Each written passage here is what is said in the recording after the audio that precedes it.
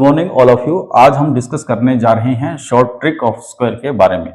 ऐसे नंबर जो 100 के नजदीक हैं उनको हम शॉर्ट ट्रिक से कैसे उनका स्क्वायर सॉल्व कर सकते हैं उसके बारे में हम आज डिस्कस करेंगे। तो हम सबसे पहले कोई एग्जांपल लेते हैं जिसके थ्रू हम पता कर सकें कि हम शॉर्ट ट्रिक से किसी का स्क्वायर कैसे निकाल सकते हैं, वो वैल्यू जो 100 के नजदीक हैं। तो सबसे पहले मैं एक एग्जांपल लेता हूं, जैसे कि 92, इसका मुझे क्या करना है, स्क्वायर निकालना है। तो ऐसे केस में मैं क्या करूंगा, सबसे पहले मैं 92 को यहां रखता हूं।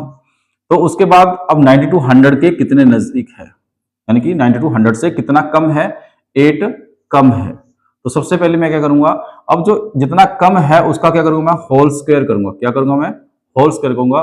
तो 8 8 जा 64, यानी कि मैंने क्या किया, 8 का स्क्वायर किया जिससे बना 64। उसके बाद मैं देखूंगा कि अब 92 को में से 8 को माइनस करने पर मुझे क्या मिलता है।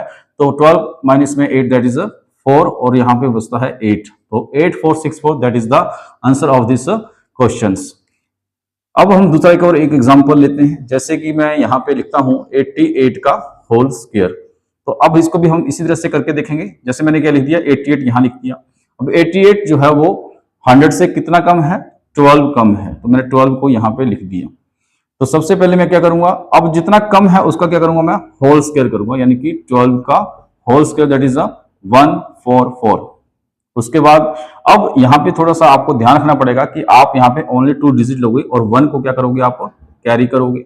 उसके बाद ये देखना पड़ेगा कि कितना कम है। तो 88 माइनस में 12 आप करोगे, 8 में से 2 के कितने बचते हैं, 6 बचते हैं। उसके बाद आप देखोगे कि 8 माइनस 1 दैट इज 7। अब क्या करोगे, जो 1 कैरी किया था इसमें ऐड ऑन करोगे, यानी कि +1 को इसमें ऐड करोगे। तो हमारे पास क्या हुआ, 7744। It is the answer. Thank you.